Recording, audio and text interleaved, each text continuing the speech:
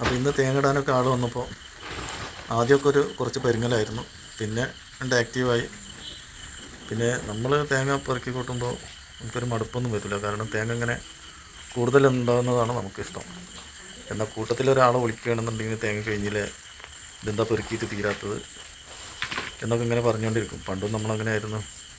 നമ്മളെ ചെറുപ്പത്തിലൊക്കെ ഉപ്പാൻ്റെ ഒപ്പം തേങ്ങ പെറുക്കി കൂട്ടുമ്പോൾ തേങ്ങ തീർന്നില്ലേ എന്നുള്ളൊരു മനസ്സുണ്ടാവും. എന്നാൽ ഉപ്പാൻ്റെ മനസ്സിൽ തേങ്ങ തീരില്ലേ എന്നായിരിക്കും. അപ്പോൾ അതേ മനസ്സാണ് ഇപ്പോൾ നമുക്കും. കാരണം തേങ്ങ പെട്ടെന്ന് പെറുക്കി തീർന്നാൽ തേങ്ങൻ്റെ എണ്ണം കുറയും.